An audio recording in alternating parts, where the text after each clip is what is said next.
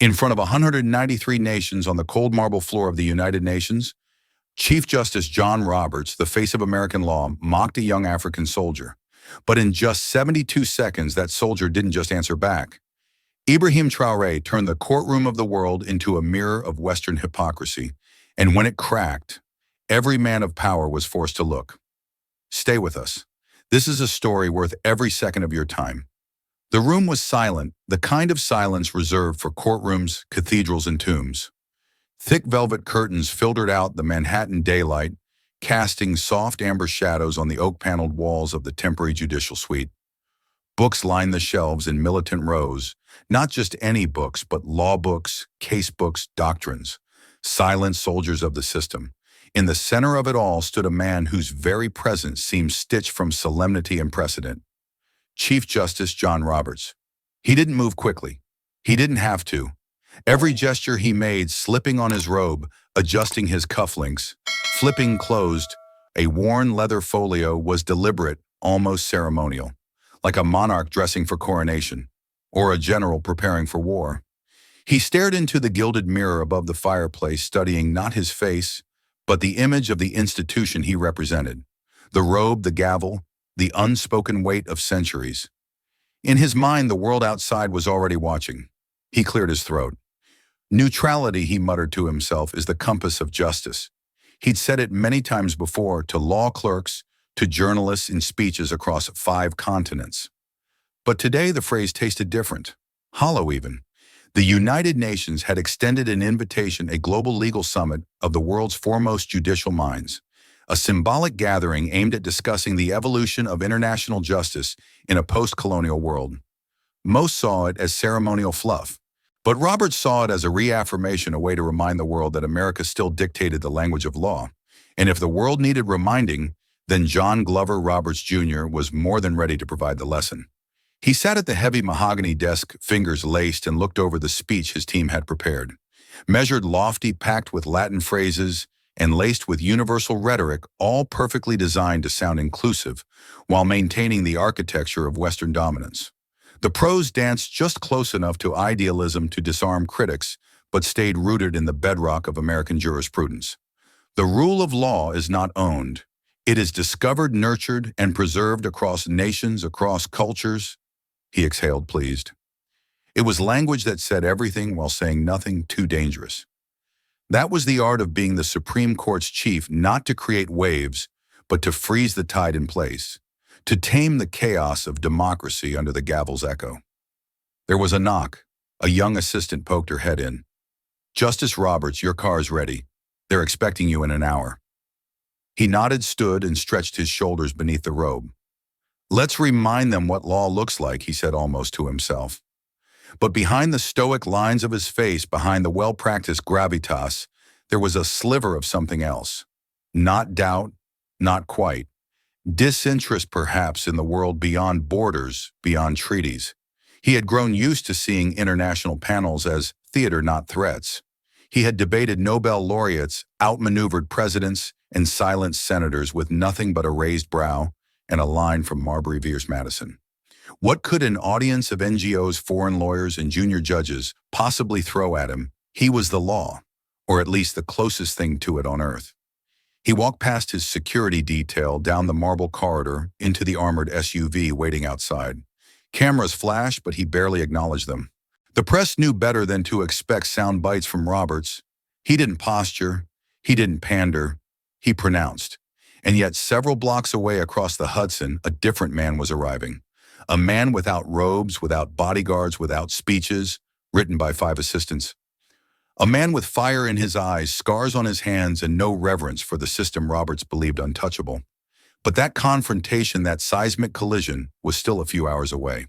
For now the giant moved through New York, like a glacier, slow, powerful, and convinced of his permanence.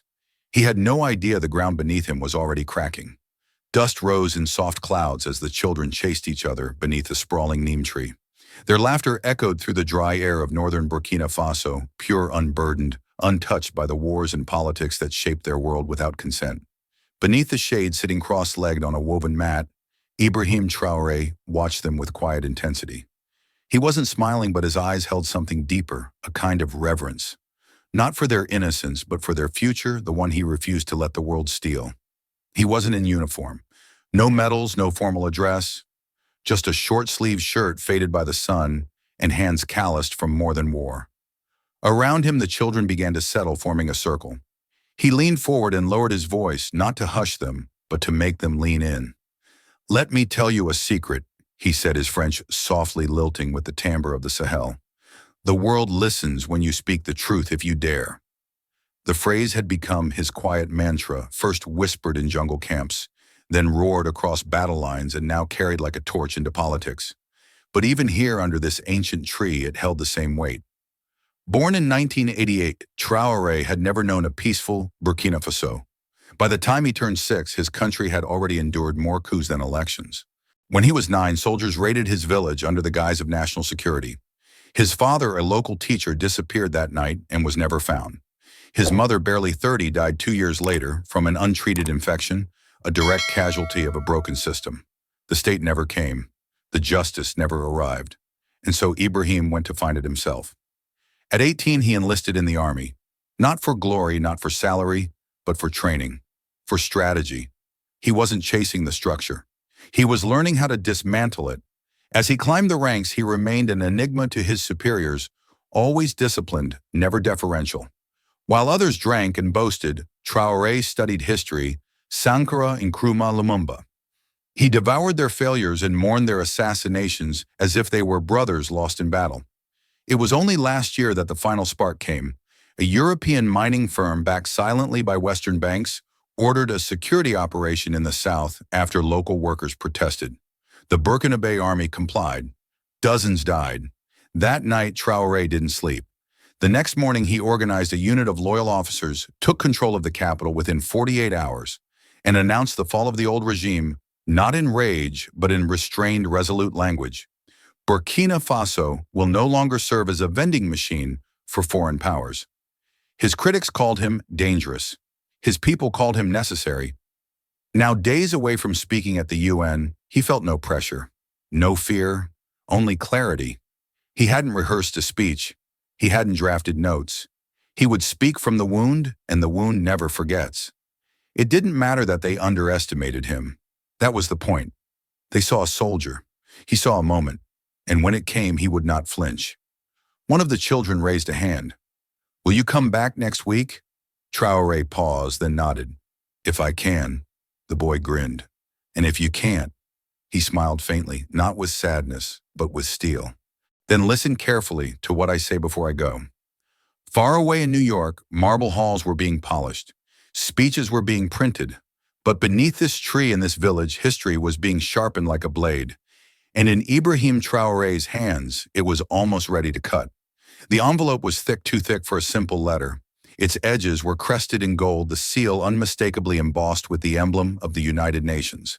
It arrived folded within the diplomatic pouch of the Burkinabe Foreign Office, handed to a junior officer who didn't immediately understand its significance. When it finally reached the presidential compound, Traoré read it silently, in the fading light of his office, a single bulb humming overhead, the window shutters half closed against the heat. It was not a request. It was a summons dressed as courtesy. The global conference on justice and equitable governance, to be held in New York City, was being heralded as a landmark event in international legal discourse. Heads of state, judicial figures, and academic authorities would gather to redefine the relationship between sovereignty law and universal justice. The letter named Chief Justice John Roberts of the United States Supreme Court as the keynote orator. Traoré was listed under a different category. Regional symbol of transitional jurisprudence, the invitation read. A polite euphemism. They meant revolutionary, unpredictable, dangerous in a way that suited press releases but not policy. Aides waited for his reaction. Traoré said nothing.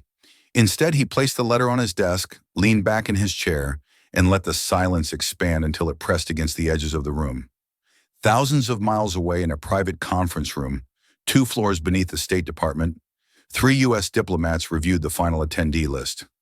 "Traoré's confirmed," one asked, raising an eyebrow. "Who let the firebrand into the building?" Another chuckled. "Don't worry, he's not headlining anything. Panel 4, Segment B. They're calling it Regional Voices. More of a gesture than a platform. The third, a senior advisor with 30 years of diplomatic experience, nodded toward the program. It's strategic, gives us the optics of inclusion without losing narrative control. Roberts opens, we set the tone. The rest is just background music. They all agreed Traoré wouldn't pose a threat. He was a military man, unrefined in rhetoric. His speeches were emotional, not strategic. Let him rail about neocolonialism and Western debt cycles. It made him look radical. And radicals didn't shape policy. They filled hashtags. Back in Ouagadougou, Traoré stood by the window watching the sky darken. Somewhere in the distance, a generator hummed to life, flooding a nearby alley with flickering light. He tapped the edge of the envelope against the glass pane. One of his aides finally spoke. "Mr. President, should we decline?" "It may be a trap, a stage built to contain your voice, not share it." Traoré didn't turn. "That's exactly why I'm going." He wasn't interested in seats or courtesy titles. He wasn't flattered to be included. He understood the game, the placement, the agenda, the unspoken hierarchy, but none of it mattered, not to him. Because what they didn't understand, what they'd never expect, was that he wasn't coming to participate. He was coming to break the frame. He walked to his bookshelf and pulled out a weathered notebook, not a legal text, but a diary his father had kept before disappearing. Between yellowing pages were notes on sovereignty dreams of an Africa self-ruled. On the final page, written in faded ink, was a phrase his father had repeated like prayer. "Justice is not found in systems, it is spoken again and again until someone finally listens." Traoré closed the notebook. "Prepare the delegation," he said. "Minimal staff, no media." His aide hesitated. "No speechwriters." Traoré looked at him, and in his eyes was not arrogance, but something fiercer, conviction, sharpened by years of betrayal. "I'll speak from the wound," he said. "The wound remembers everything." And then, almost under his breath, as if whispering to history itself, "Sometimes wars are not fought with bullets, but with 72 seconds of truth."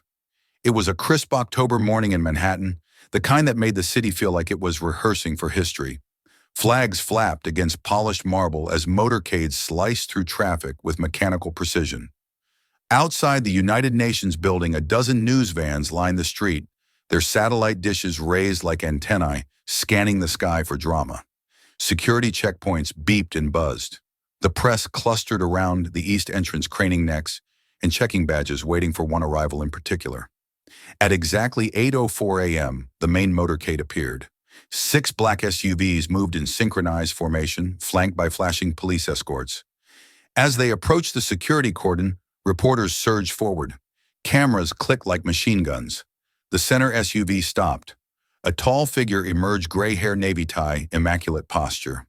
Chief Justice John Roberts stepped onto the pavement to a chorus of camera shutters.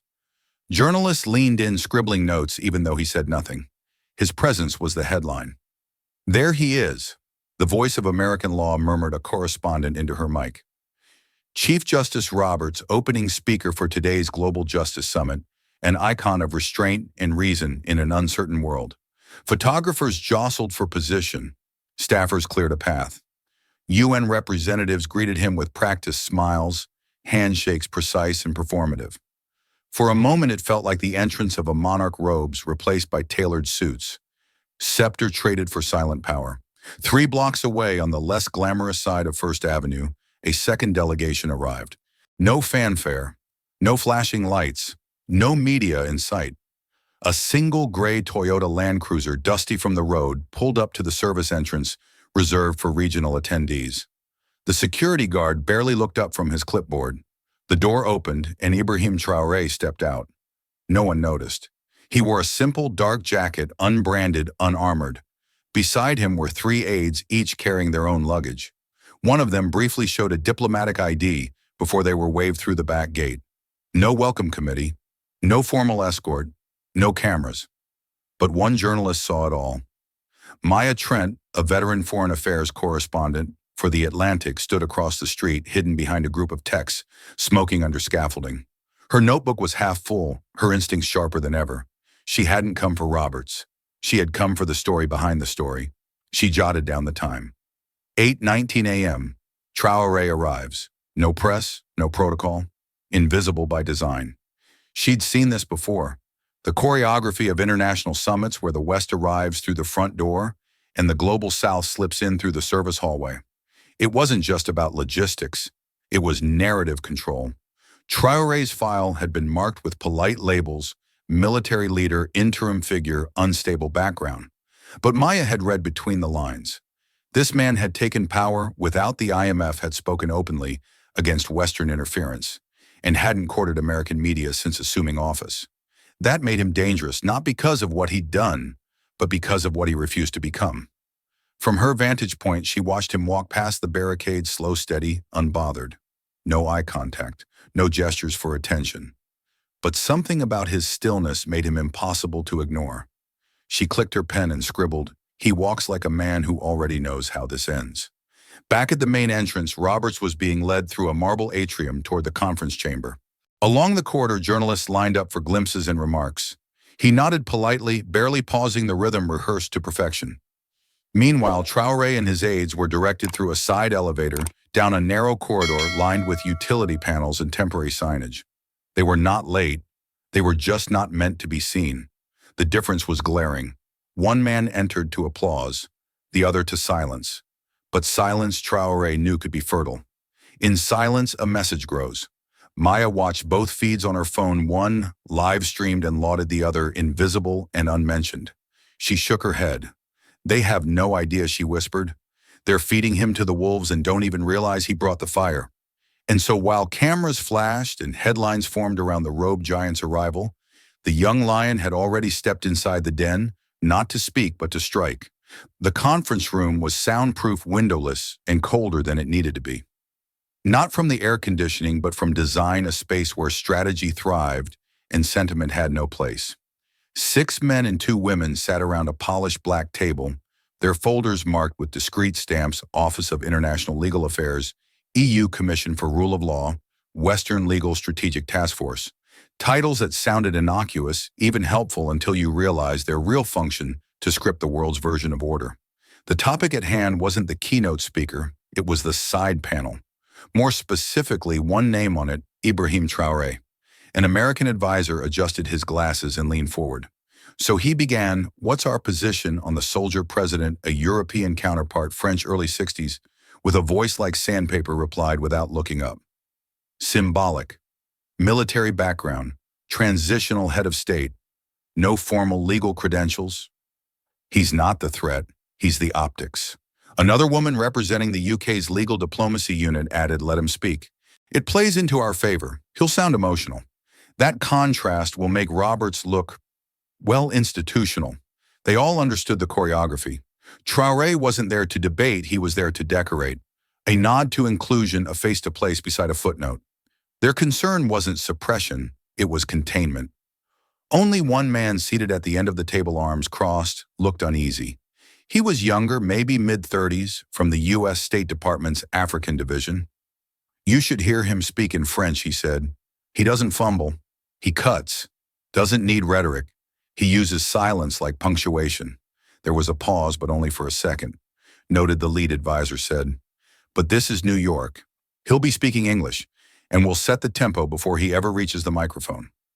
The attention turned toward the center of the table, where the final draft of Justice Roberts' keynote address lay printed in clean serif font, each paragraph precisely spaced. No handwritten notes, no crossouts.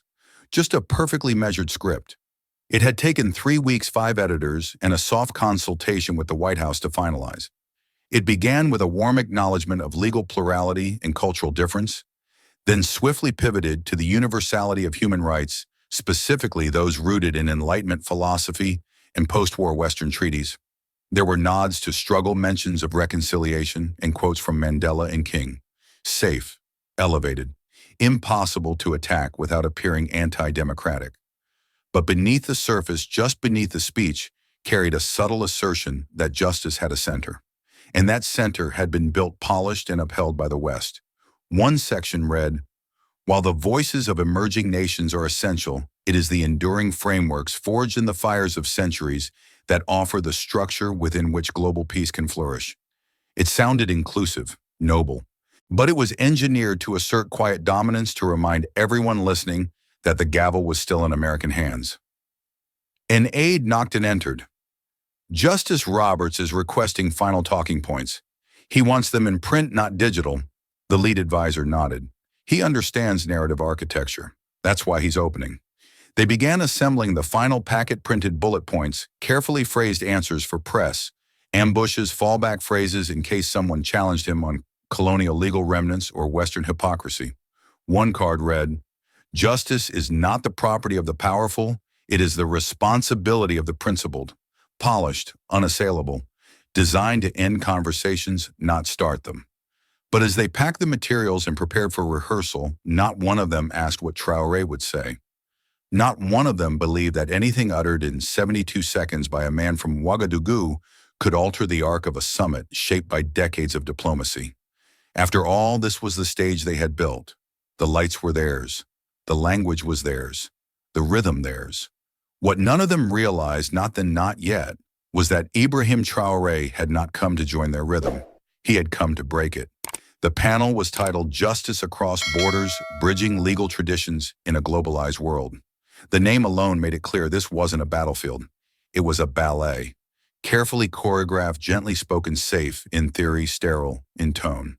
A Dutch scholar opened the session with a lecture on hybrid legal models. A former Canadian minister chimed in on transnational accountability. Applause came politely, rhythmically, like a metronome keeping time in a room full of important but inattentive minds. Ibrahim Traoré sat at the end of the panel silent. He didn't fidget. He didn't glance at his notes because he had none. He listened, not just to the words but to the weight behind them. The pauses, the evasions, the nervous laughter when someone tiptoed near the phrase "colonial legacy." He watched the speakers lean toward Roberts whenever his name was referenced, like seeking the validation of a headmaster. Even in absentia, his presence directed the tempo of the conversation. Traoré crossed his arms and leaned back in his chair. His eyes scanned the room, delegates checking phones, assistants whispering behind clipboards, a translator struggling to make an abstract phrase land in Swahili. He heard none of it. What he heard was the cadence of control, subtle, embedded in the language itself. Capacity-building institutional mentorship, partnership-driven reform. Each phrase was a velvet rope, keeping power in and certain voices out. He'd learned long ago that the most dangerous chains came disguised as cooperation. He remained quiet. One of the panelists, an American professor with a kind smile, turned to him. "Mr. Traoré, would you like to respond to the last point?" Traoré looked up slowly. His voice was low, deliberate. "I prefer to listen." "For now." The professor nodded, surprised, perhaps a little relieved. The moderator smiled, already moving on. The room turned its gaze away. Exactly as Traoré intended. "You don't win debates by shouting first," he thought. "You wait until they all think you're irrelevant." His silence wasn't submission, it was strategy. While the others performed seeking applause, scoring subtle diplomatic points, he gathered every assumption, every power dynamic, every hidden rule in the room. He could feel their comfort around him growing, not because they respected him, but because they'd begun to underestimate him. And underestimation was the most reliable mask. Back home in the army, silence had been his greatest weapon. On the battlefield, shouting gave away your position. Speaking early marked you as a target. But silence made them forget you were there, until it was too late. Traoré sat perfectly still as the next speaker read from a polished manuscript on pluralistic legal equity. He wasn't listening anymore. He was calculating, measuring the space between expectation and reality where real impact lives. He knew his time was coming. Not today, not yet. But it was written into the schedule, a brief segment on emerging voices during the closing plenary. 72 seconds. That's what they'd allocated to him. Just enough time to thank the host and maybe drop a hopeful quote about cooperation. 72 seconds, he whispered to himself. You'd be amazed what can happen in 72 seconds. Across the room, a handful of attendees had already turned their focus elsewhere. To them, Traoré was a minor addition, a gesture, a placeholder from a faraway place with dusty roads and tragic history. He would say something poetic, perhaps angry, then disappear like so many others before him. They did not see the volcano beneath the calm. They had no idea that while they spoke of balance and frameworks and institutional norms, the storm had already entered the building. It was sitting in plain view, quiet as stone, patient, as time waiting not for an invitation, but for a moment. And when that moment came, he would not whisper. The chamber shimmered beneath the glow of 100 strategically placed lights. Polished oak desks curved inward, like concentric waves facing the elevated podium at the front. The ceiling rose high above the delegates' heads, etched with golden arcs and flags from every member state, a cathedral of diplomacy dressed in secular dignity. The United Nations General Assembly Hall had hosted treaties, condemnations, wars declared, and wars ended. But today it would host something else entirely, a lesson dressed as a lecture. Every seat was filled. Prime ministers and prosecutors, professors and policymakers, each seated in hushed anticipation. The chatter was low, respectful, more murmured than spoken. Translators nestled behind soundproof glass began adjusting their headsets, eyes flickering to the final speaker of the morning. The cameras rolled quietly on motorized tracks, their red lights blinking as they panned toward the steps. At 10:01 a.m., a man in black robes emerged from stage left and began the slow walk toward the podium, Chief Justice John Roberts. The applause began almost immediately, a standing ovation not yet earned today, but accrued from decades of precedence. He nodded once, hand to heart, his expression measured but pleased. The camera caught the upward tilt of his chin, the restrained smile. Dignified, presidential, unshaken. He reached the lectern and adjusted the microphone. For a brief moment, silence reigned, and then he spoke. Ladies and gentlemen, distinguished colleagues, defenders of justice across every shore. His voice filled the hall, low and resonant, the kind of tone engineered for institutions, not passion, but permanence. He began with a story, a tale from American judicial history, then transitioned smoothly into broader concepts: the moral architecture of justice, the global scaffolding of law, the sacred weight of process. Each phrase carefully chosen, each paragraph layered like marble slabs. He cited American legal contributions in post-war Europe, praised the universality of human dignity, and emphasized the unwavering belief that justice must evolve, but never dissolve. There were nods to international partners, mention of African progress in democratic transitions, and subtle digs at authoritarian populism, all buried in eloquence and ambiguity. The rule of law, he said, pausing for effect, is not an imposition, it is a recognition, not of who speaks loudest, but of what must be heard. The line drew light applause. A calculated moment pre-highlighted on the teleprompter. His staff had rehearsed that line 6 times in briefing. Roberts didn't improvise, he executed. He moved through the rest of the speech like a practiced orator conducting a symphony only he could hear. His eyes swept the room, but not randomly. He made deliberate glances toward allies, known judges, familiar ambassadors. He avoided the far corner where Traoré sat without expression, arms folded loosely, unmoving. The Chief Justice's final segment focused on hope, the necessity of partnership, the shared duty to elevate our species through lawful compassion. He quoted Eleanor Roosevelt. He quoted Mandela. He quoted Aristotle. Every name carefully curated to signal thoughtfulness without courting controversy. Let this summit not be the theater of our ideals, but the blueprint of our action, he said in closing. Because justice in its highest form does not belong to any one nation. It belongs to the human soul. Thunderous applause erupted. Delegates stood. Cameras zoomed in. Aides whispered into earpieces to coordinate social media releases. Headlines were already forming in the minds of journalists. Roberts reaffirms global commitment to law. A legal lion speaks to the world, justice delivered in American English. Roberts stepped back from the lectern and offered a slight bow of gratitude. In that moment, he was satisfied, perhaps even proud. The room was in his palm, the message had landed, and his legacy, he believed, had just been reinforced in marble. But across the hall, the one person who had not clapped, not blinked, not moved, was still watching. Ibrahim Traoré didn't shift, didn't smile.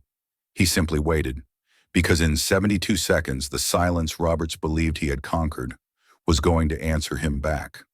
The applause had not yet fully faded when the moderator cleared her throat, a subtle signal that the theater of reverence must yield to the clock. She was polished, diplomatic, and perfectly composed, her voice smooth with years of protocol. "Thank you, Chief Justice Roberts, for that profoundly unifying address," she said, smiling at the still-standing audience. "And now, to broaden our perspectives, we'd like to offer the floor to one of our distinguished guests from the Global South President Ibrahim Traoré of Burkina Faso. Her tone was warm, but the warmth was perfunctory, a nod to inclusivity, not curiosity. The transition had been timed for under a minute. Traoré's name wasn't even on the main program slide now projected behind her. The screen still read Keynote Session, Justice Without Borders. No new graphic had been queued up. On the elevated stage to her left, one of the panelists, a legal advisor from Brussels, leaned back in his seat and let out the faintest of smirks. Not cruel, just dismissive. The kind of smile that assumed it had seen this act before. Symbolic participants were routine in these events, say a few words, praise the gathering, mention challenges, thank the organizers, then sit down and disappear into the polite applause. Traoré stood. Even then, no one shifted noticeably in their seats. There was no sudden hush, no spotlight pivot. One of the technical assistants operating the soundboard actually looked confused for a moment before scrambling to unmute the delegate's mic. The camera feed remained wide-angle, no zoom-in, no cutaway. He walked toward the podium with steady steps, neither hurried nor hesitant, no paper in his hands, no team behind him. His jacket was the same dark, unadorned one he'd worn all morning. He passed by the moderator without so much as a glance. His eyes were fixed on the microphone, like it was a pressure point, a place to release what had long been building inside him. In the control booth, a junior technician asked, "Do we have his translation line set?" His supervisor shrugged. "It's fine. He's only got 60 seconds. Maybe 70. Just flag if he runs long." Back in the chamber, a few delegates leaned back, scrolling through notes on tablets. Some whispered to aides about the lunch menu. A prominent European judge tapped a message on his smartwatch. A handful of African representatives, however, sat still, watching intently but knowing all too well how these moments were typically swallowed by the choreography of diplomacy. And then came the silence. Traoré reached the podium and said nothing. Not at first, not for 5 seconds, not for 10. He looked out into the crowd, not with nerves but with awareness, the acute kind that comes when you've seen too much to be impressed and lost too much to be afraid. His gaze didn't scan politely across the rows. It held them, measured them, exposed them. His hands gripped the edges of the podium. No teleprompter in sight. No pre-written phrases. Let them shift in their chairs, he thought. Let them wonder what I'll say, or if I'll say anything at all. There was a stir in the media row. One of the cameramen finally realized his feet had stayed wide the whole time. "Should I push in on him?" he asked. "Might as well," someone muttered. "We can always trim it out." The moderator, now seated, folded her hands and glanced sideways, expecting a thank you. Maybe a poetic reference to Pan-African resilience. But Traoré didn't blink. And when he finally spoke, his voice came low, steady, and without a trace of performance. "When law becomes a mask for empire," he said, pausing, just enough for the weight to drop, "we must tear it away." The temperature in the room changed, not physically, but perceptibly. Heads turned. Tablets lowered. The smirk on the panelist's face faltered. The cameras, now finally refocusing, seemed to arrive just a moment too late, because something had shifted, and the storm had begun to speak. "When law becomes a mask for empire, we must tear it away." The sentence landed like a blade against glass. It wasn't shouted. It wasn't delivered with fire or fury. It was spoken calmly in a voice far too composed for what it carried. That was the part that made people freeze. The restraint, the authority, the absence of theater. It was not the voice of protest. It was the voice of reckoning. The room stopped breathing.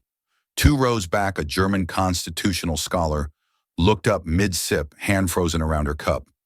A delegate from Italy who had been scanning the agenda for the afternoon session slowly set it down without realizing. The moderator, still seated stage right, blinked once, as if she hadn't fully processed what she'd heard. Even the audio technician leaned in, unconsciously adjusting the channel volume, though no distortion had occurred. And Traoré, still gripping the podium, didn't move. His eyes didn't dart. His voice didn't waver. He had walked into a room full of giants and called their robes what they were: camouflage. In 2003, your own Supreme Court cited the doctrine of inherent executive power to justify war without congressional approval.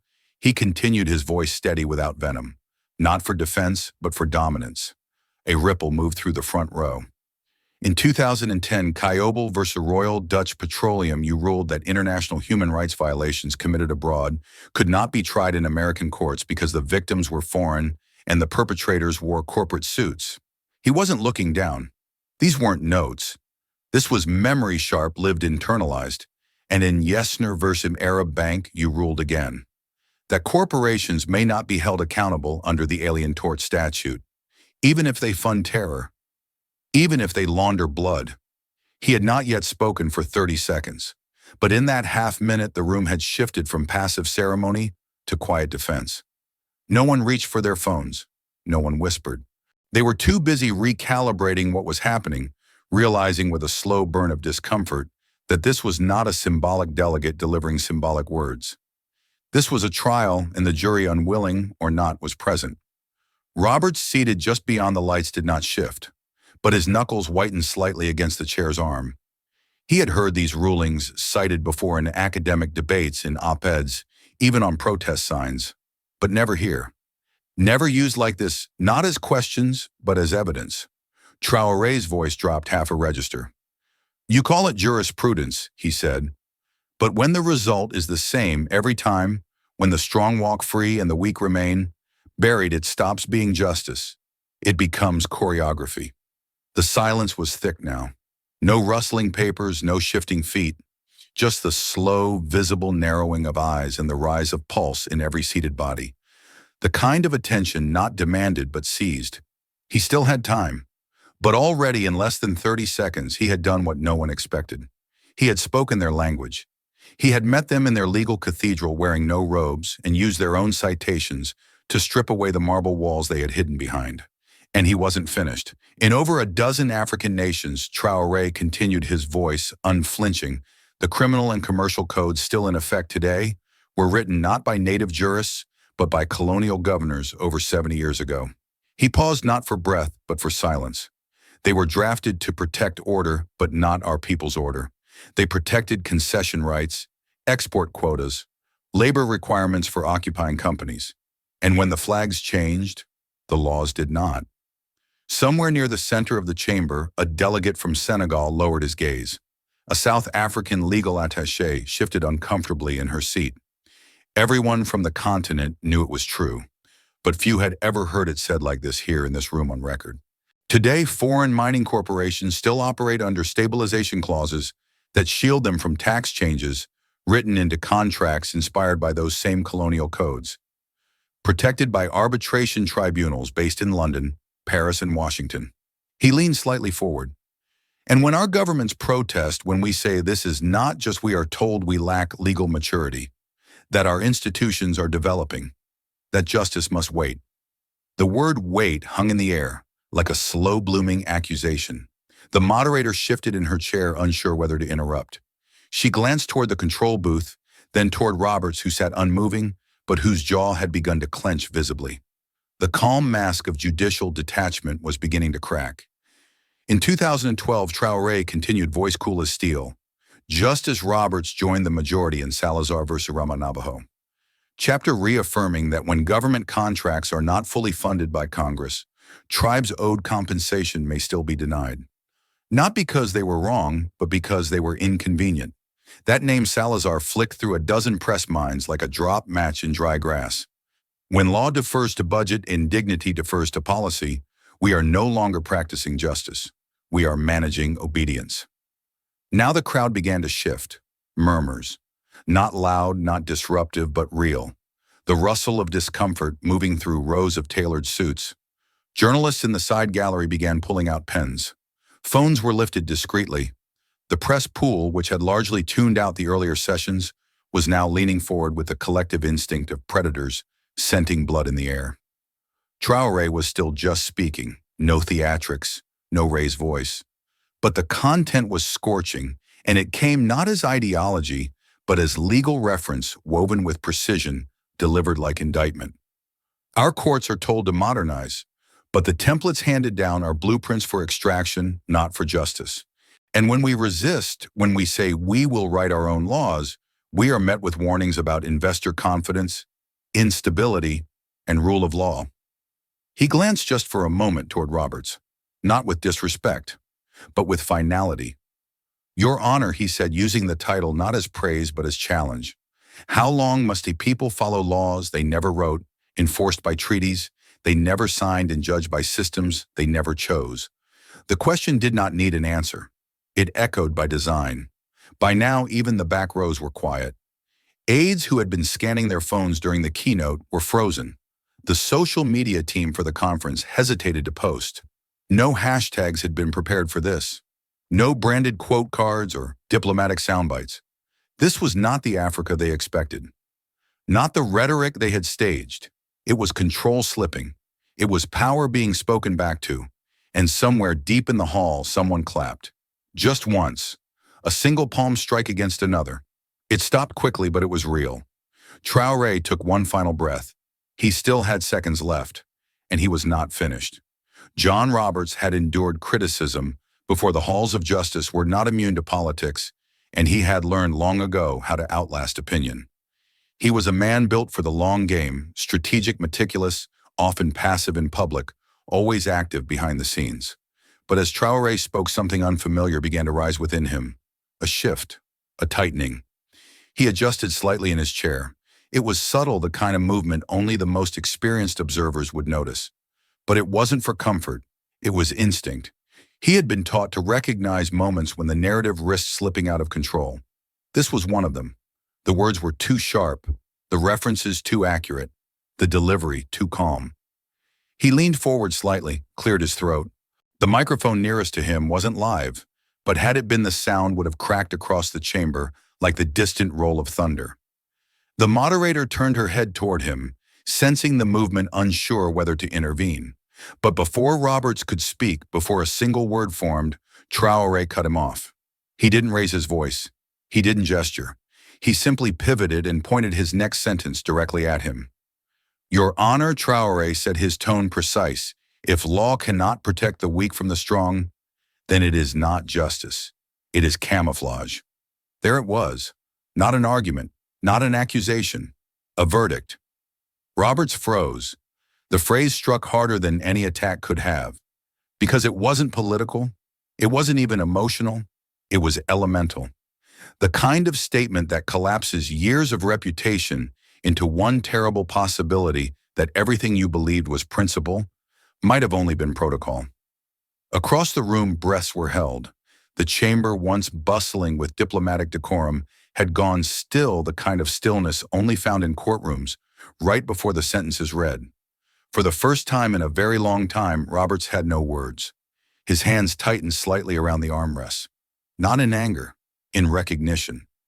This wasn't the chaotic energy of protest, the kind he could mentally dismiss with procedural superiority. This wasn't a misunderstanding of law. It was a reframing of its very purpose, and it had come from someone he hadn't expected to speak its language. Traoré continued as if the moment hadn't just shattered the equilibrium of the room. You said law is not an imposition, he continued.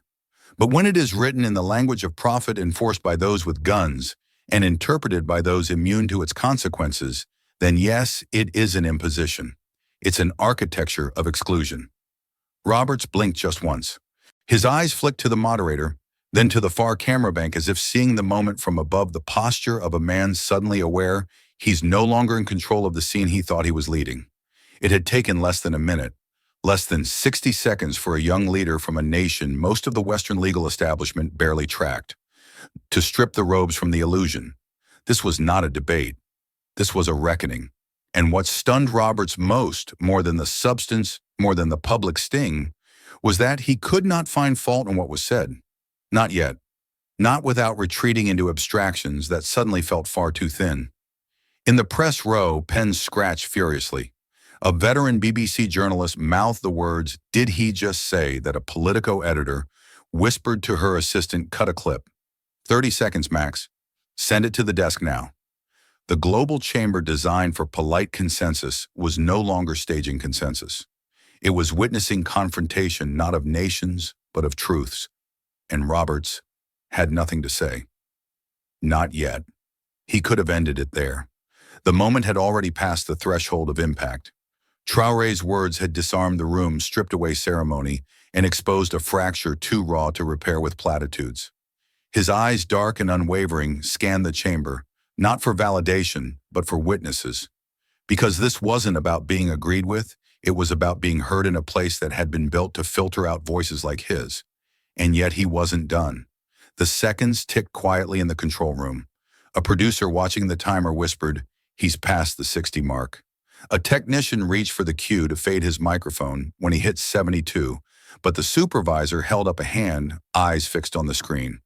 Traoré looked down once, briefly, not in doubt, but in grounding. Then, with a tone carved in conviction and grief, he delivered the final line. "We will write our own laws," he said, the words neither soft nor loud but absolute. "And this time, they won't be translated from your language." The air tightened. Not a murmur, not a gasp. Stillness. The kind that made even the cameras hesitate, unsure whether to zoom cut or just stay still in fear of breaking the moment. The moderator sat rigid, her lips slightly parted, caught between duty and disbelief. The interpreters in their booths had stopped trailing him in real time. For a full 2 seconds, not a single translation came through, only silence. No one applauded, not because they disagreed, not because they were offended, but because some truths are not meant to be clapped for, because clapping would make it a performance. And what they had just witnessed, what they had just heard, was not performance. It was history, spoken not from a podium, but from the wound of a continent, delivered not by a politician, but by a man who had waited a lifetime to speak in this room, knowing every second would carry the weight of generations' silence before him. In the media gallery, a camera zoomed in, late just in time to catch Roberts' face. Still, pale, not angry, not defensive, but stunned in the truest sense. Not because of what was said, but because of how little he had to say back. For once, the architect of rebuttal, the master of restraint, had been stripped of the one power he had always held above others, control over the narrative. Traoré stepped back from the podium. No bow, no nod. He simply turned and walked off stage. And still no one clapped. He descended the stairs slowly, without the pace of triumph, but with the weight of closure. As he passed the first row of delegates, not a single hand reached out, not in dismissal, not in solidarity. They were too absorbed, too disrupted. Something ancient had cracked beneath their feet. They just didn't have the language to name it yet. Backstage, a staffer started to rise to cue the next speaker. But the moderator, eyes wide, simply whispered, "Not yet." The silence wasn't empty. It was full of everything that had just been said, everything that had been waiting to be said, and everything they all now had to live with. Traoré didn't look back. He didn't have to. Because somewhere between the first second and the 72nd, the chamber had stopped being a hall of polite diplomacy and become a courtroom. Not for him, for them. It didn't take long. By the time Ibrahim Traoré's shoes touched the curb outside the United Nations building, the speech, all 72 seconds of it, had already left the building without him. It slipped through fiber optic cables, splashed across newsrooms, crashed into headlines, and detonated across social media timelines, with the velocity of a scandal and the dignity of a scripture. At CNN's New York bureau, a breaking news banner flashed red before the segment producer even finished the clip. African leaders' UN speech shocks global legal summit. Anchor Daniel Cooper, halfway through a commercial break rehearsal, was suddenly handed a flash drive. "Wait, what am I watching?" he asked. Traoré, the producer, said, breathless. He detonated a rhetorical bomb. "It's not a speech, it's a verdict." Cooper watched the clip, twice, then looked into the camera. "We're interrupting our coverage to bring you exclusive footage from inside the United Nations, where this morning President Ibrahim Traoré of Burkina Faso delivered a speech that is already being described as one of the most powerful legal indictments of Western policy in recent memory." Across the Atlantic at the BBC's headquarters in London, the reaction was less cinematic, but no less stunned. A seasoned anchor with decades covering African politics adjusted her earpiece and muttered to her colleague, "He named Roberts." Quoted case law.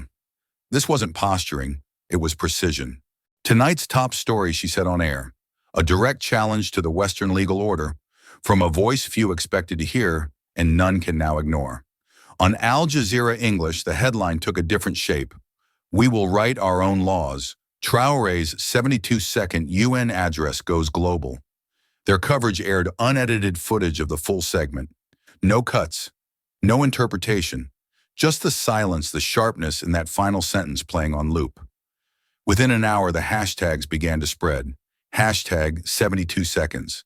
Hashtag Traoré UN speech. Hashtag when justice listens. Hashtag camouflage of law. By midday, the clip had been viewed over 11 million times across TikTok, Instagram, and YouTube. And it wasn't just politicians or journalists posting it. It was students, activists, retired judges, and even public figures who typically avoided geopolitics altogether. In Lagos, a university law professor paused his lecture to stream the speech to his classroom. When it ended, no one spoke for several seconds. In Johannesburg, a radio DJ played the audio of the entire 72 seconds between songs and said simply, "That wasn't a soundbite. That was a line drawn in the sand." In Nairobi, the speech was translated into Swahili, French, and Amharic within hours, distributed on encrypted messaging apps like it was contraband wisdom. In Paris, the Élysée Palace requested a full transcript, while French media scrambled to decide whether Traoré was an agitator or an emerging voice of dignity. And in Washington, D.C., the State Department held a private emergency briefing, not because of a diplomatic incident, but because they had no playbook for what had just happened.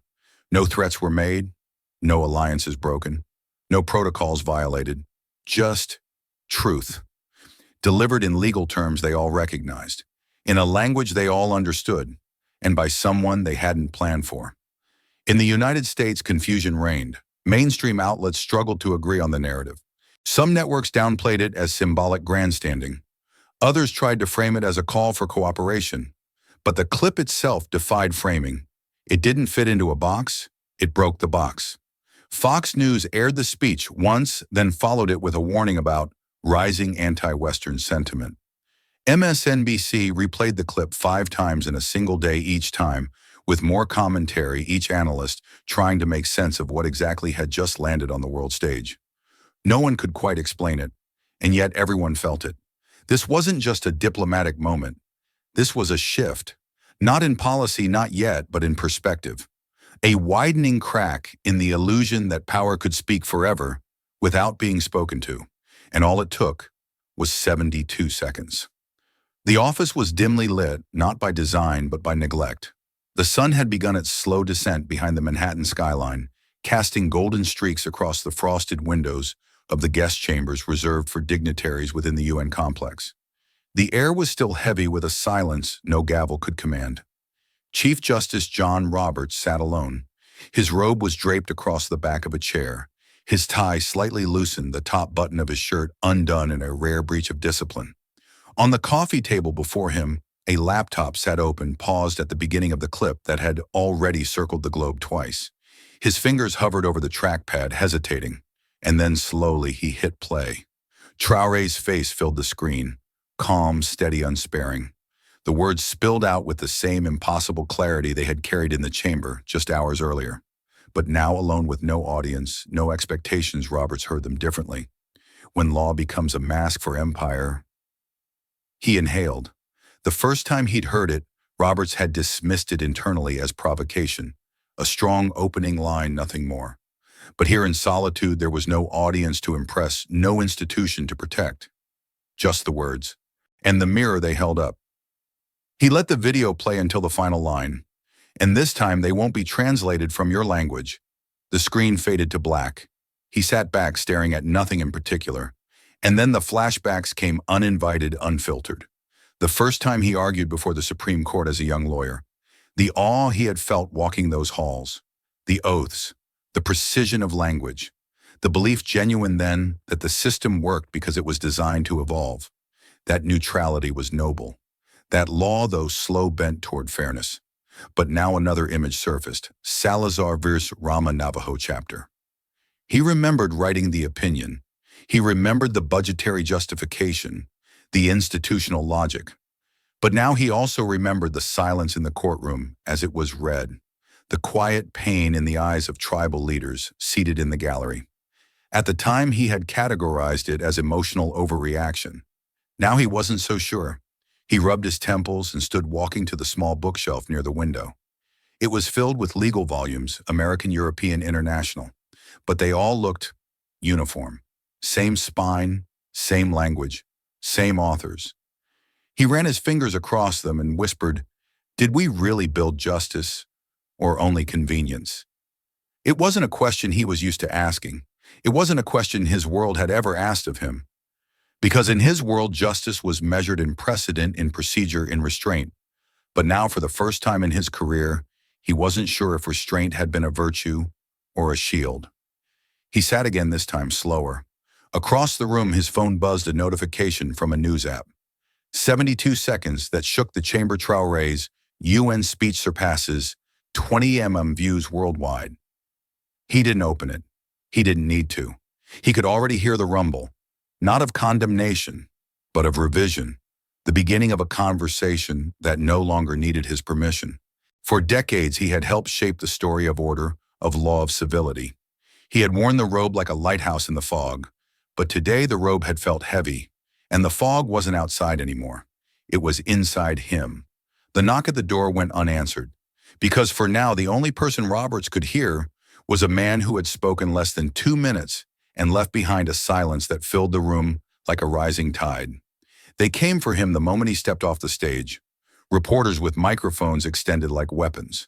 Advisors from NGOs eager to arrange interviews. Diplomats hoping for photo ops. Analysts begging for context. A few tried flattery, some tried familiarity, and one even offered a private roundtable with like-minded reformers. Ibrahim Traoré walked past them all without a word. He didn't evade. He didn't sneer. He simply did not engage. Not out of arrogance, but out of understanding. The speech had been for the chamber, not the cameras. And he had nothing to add. The point of truth is not to repeat it. The point of truth is to live with it. Outside the UN compound, a black sedan waited near a quiet side exit. No motorcade, no flag, just a driver with a nameplate and a plain envelope. His security detail, 2 aides from the Burkina Bay delegation, flanked him closely, equally silent. The bustle of First Avenue moved around them as if unaware of what had just shifted inside. As the car pulled away from the curb, one of the aides finally broke the silence. "Sir, would you like us to prepare a media statement?" Traoré looked out the window for a moment, watching the city blur past. Then he turned. "No." The aide hesitated. "The world is listening. They want a follow-up." Traoré shook his head slowly. "Let them talk," he said. "We have work to do." The rest of the ride was quiet. At JFK International Airport, there were no journalists waiting, no cameras, no flag pins or ceremonial handshakes. He boarded a commercial flight under his diplomatic passport, declining the offer of a private jet routed through Geneva. He walked through the terminal like any other passenger, an unremarkable man in an unbranded coat carrying his own bag. Someone recognized him near the gate, a young woman with an African studies textbook tucked under her arm. She didn't approach, but her eyes widened, and she placed a hand to her chest as if witnessing something sacred. He gave her a single nod, nothing more. It was enough. The boarding call was routine. Flight 227 to Ouagadougou. Now seating all remaining passengers. He walked down the jet bridge without turning back. The world was still spinning behind him. Commentators were still arguing about the speech's implications. Lawyers were still parsing the citations. Governments were still meeting behind closed doors. Think tanks were already scheduling roundtables. Hashtags were still trending. Headlines were still morphing by the hour. But Ibrahim Traoré was not staying to explain what he meant. He had said it once, with clarity, with purpose, with finality. In the aircraft cabin, he took a window seat and rested his head against the frame. The lights dimmed. The engines roared to life. Outside, New York began to disappear. Somewhere over the Atlantic, his aide spoke again, softer this time. "It reached everyone, sir, even the ones who didn't want to hear it." Traoré didn't respond right away. Then, almost to himself, he said, "That's how you know it was real." He closed his eyes. While the world dissected his words, Traoré was already thinking ahead to the work waiting in the villages, in the courts, in the schools, in the language still unspoken. The revolution he believed in was not a speech, it was a process, and it would not be built with applause. It would be built with laws. But this time his people would write them. The chamber was different now. Not the UN chamber that moment had passed, but the U.S. Senate Judiciary Committee, seated beneath flags and flanked by cameras. The air buzzed with carefully managed outrage. A televised session titled Global Legal Frameworks and National Sovereignty had been convened with unusual urgency. The hearing wasn't supposed to be about Traoré, but it was. Senators circled the issue with carefully sharpened language: judicial integrity, foreign manipulation, global destabilization. Behind the words was a single unspoken question. Was Chief Justice Roberts publicly outmaneuvered on a global stage? A junior senator from Florida, eyes narrowed, didn't hesitate. What we witnessed at the UN was not diplomacy. It was legal theater designed to embarrass the United States. We need to ask, how did we allow that narrative to land unchallenged? Meanwhile, an aide slid a dossier across the desk to her superior. A compiled list of African nations requesting formal reviews of bilateral legal treaties signed with Western institutions over the last 40 years. Angola, Kenya, Ghana. Even long-standing allies like Morocco had begun organizing closed-door panels to reassess international arbitration rules. And it wasn't just Africa. In Latin America, a coalition of public prosecutors across Brazil, Colombia, and Chile announced a new initiative to investigate the local impacts of foreign corporate exemptions, citing a need to reframe post-colonial legal authority. The word Traoré had already entered political speeches in Caracas and Quito.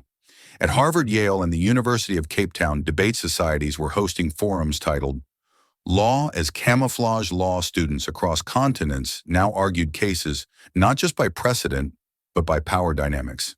The impact wasn't seismic in speed, it was sedimentary in depth. And as it all unfolded, Roberts said nothing. He hadn't issued a statement. He hadn't requested one be drafted. He hadn't even left the chamber that day through the main corridor. He had slipped out a side exit past the press and returned to a hotel room that now felt too tall, too sterile, too high above the street where real things were happening. Behind closed doors in Washington, officials whispered what no one dared say out loud on the record. The West had been caught off guard, not by weapons, not by riots, but by something infinitely harder to contain: a sentence, a silence, and a question the world could no longer ignore. The envelope arrived 2 weeks later, hand-addressed, no return label, just a Detroit postmark. Roberts was sifting through legal briefs in his office at the Supreme Court when he found it between two case memos. He nearly tossed it aside, assuming it was another letter of protest or political rant. But the handwriting caught his eye, clean, deliberate, as if every word had been written slowly. He opened it. Dear Chief Justice Roberts, I'm a second-year law student at Wayne State University. My name is James Willoughby. My grandfather marched in Selma. My mother taught civics in public school for 30 years. And I've wanted to study law since the day I learned how hard it is to live without it. I watched your UN session. Twice. Not because of what you said, but because of what you didn't say. Everyone's talking about what President Traoré said. And yes, it was powerful. Yes, it was true. But what moved me the most was your silence. You didn't flinch. You didn't interrupt. You didn't leave. You listened. And in that silence, you taught me more than any verdict has. You showed me that the highest expression of justice might not be defense, but humility. So thank you. Not for what you said, but for standing there in a storm of truth and letting it rain. Sincerely, James. Roberts didn't move. He read it again and again. The last time he cried, truly cried, had been years ago, quietly, when his father passed. But now, seated in his mahogany office, surrounded by constitutional texts and oil portraits, his eyes welled slowly. The tear didn't fall dramatically. It simply broke, as if something inside him had finally permitted itself to feel. He folded the letter, placed it inside his legal pad, and whispered just once, "Maybe that's enough." The dust was still the same. It coated the feet, clung to the air, and painted the acacia trees in muted gold. In the village outside Bobo Dioulasso, the school children still gathered beneath the neem tree for lessons that mixed algebra with proverbs, history with survival. And today, Ibrahim Traoré had returned. He wasn't wearing a suit, just a simple white tunic and worn leather sandals. No security detail, no podium, just a low wooden stool in the shade of a tree he had sat under years before. The children encircled him, fidgeting with anticipation. Their notebooks rested in their laps, but none of them were writing. They were waiting, One small boy raised his hand. "Sir, did you beat the judge?" A few of the others giggled. The question wasn't disrespectful. It was honest, curious in the way only a child could be. Traoré smiled. He looked up toward the sky for a moment, as if measuring how to explain something enormous in a sentence small enough for a 10-year-old. "No," he said gently. "I didn't beat him. I just reminded him of the truth." The children went quiet. There was a weight to those words, even they could feel it. They didn't know what a courtroom looked like or what precedent meant, but they understood what it meant to speak from the wound, to tell the truth in a world that doesn't want to hear it. A girl with a scar above her left eyebrow looked up. What happened after Traoré paused again? After he repeated. The world kept speaking, and this time they used their own voices. Behind him, the school teacher nodded discreetly, wiping at her eyes. He stood, brushed the dust from his hands, and turned to leave. But before he could go, the same boy shouted after him, "When will you come back?" Traoré didn't stop walking, but his reply floated back like a promise. "When the next truth needs to be spoken." And with that, he disappeared down the path, not into history, but into the future he intended to build. Months after the summit, Traoré's 72-second speech began showing up in unexpected places. At first, it was social commentary podcasts, YouTube essays, op-eds. But soon it began to appear in legal theory journals, in footnotes, then in introductions, then in the core arguments themselves. Professors at the London School of Economics referred to it as the 72-second doctrine, the idea that brevity laced with truth can collapse constructed legitimacy. A Columbia Law Review article called it a moment that redefined the hierarchy of legal language. At conferences, the phrase camouflage of law became a reference point, not radical, but critical. It challenged young scholars to reconsider whether justice was being served or simply performed. None of these ideas turned into law, not yet, but they seeded doubt in the infallibility of old doctrines. They whispered to a new generation, what you inherit is not sacred, it's editable. Traoré never commented on the doctrine. He never claimed credit. He let the ripple grow, not in sound but in substance. The speech was no longer just something that had been heard. It was something people were using. The invitation had come months ago, but Roberts had delayed accepting it. Retirement loomed, not forced, not dramatic, just inevitable. The robe had grown heavier, the silence louder, the mirror more honest. And so when Harvard Law School offered to host his final public lecture, he said yes, but under one condition: no introductions, no titles, just a room and time. He stood behind a simple podium, no robe, just a gray suit. His voice still carried the weight of authority, but there was something softer beneath it, like weathered stone. We often speak of law as if it were above history, he began. But history always catches up, not with force, not with fury, but with clarity. He walked the audience through a career of precedent, responsibility, and discipline. He did not glorify his legacy, he dissected it. And then near the end, he paused. A few years ago, he said, "I stood in a room and said nothing while someone else spoke." I've thought about that moment every day since. He reached for a small note card, though he didn't need it. Justice must be built by those who bled for it. He quoted, not merely interpreted, by those who inherited it. The room held its breath. Then came the applause, not immediate, not wild, but genuine. Long, human, not for status, not for prestige, but for honesty. When it finally quieted, Roberts offered a final thought. If justice is only real when comfortable, then it isn't justice. It's furniture. He smiled faintly. Then he stepped away from the podium, not toward legacy, but toward understanding. Narrator voice: soft, steady empires do not fall with bombs. They fall when the truth is spoken and cannot be unsaid. The world did not collapse after Traoré's speech. No treaties were torn, no courthouses burned, but things shifted quietly, steadily. In courtrooms across Nairobi and Caracas, judges began citing local customs alongside international norms, not as footnotes, but as equals. In classrooms across Accra and Detroit, students now studied the 72-second doctrine alongside Brown versus Board and Roe v. Wade. In think tanks, legal panels, and activist workshops, the phrase camouflage of law became a diagnostic tool, a way to look at the system not as sacred, but as open for examination. One image becomes iconic: a future legal center location, undisclosed nationality undefined, built from concrete, glass, and ideals. On its outer granite wall, carved in precise lettering, 72 seconds, not a speech, a reckoning. No flag flies above it. Because the truth that lived in those 72 seconds wasn't American, and it wasn't African. It was human. What happened in those 72 seconds wasn't just a political moment, it was a human one. Ibrahim Traoré didn't raise his voice, but he raised a mirror. He didn't seek applause, he offered truth. And the most powerful man in the room listened. That's rare. This story isn't about who won a debate. It's about what happens when courage meets power, and power chooses silence over pride. It shows us that sometimes the most revolutionary act is speaking calmly, clearly, and without fear, especially when no one expects you to. We often think history is written by the loudest voice, but maybe it's written by the clearest one. Traoré reminded us justice isn't inherited, it's earned. And the most lasting verdicts aren't given in courtrooms, but in conscience. What about you? Have you ever stayed quiet when the truth needed to be spoken? Let's talk in the comments. If this story touched you, don't let it stop here. Like, share, and subscribe to Captain of Truth, where every voice matters and every story echoes far beyond the screen. This story is a fictionalized and dramatized narrative created for educational, inspirational, and storytelling purposes.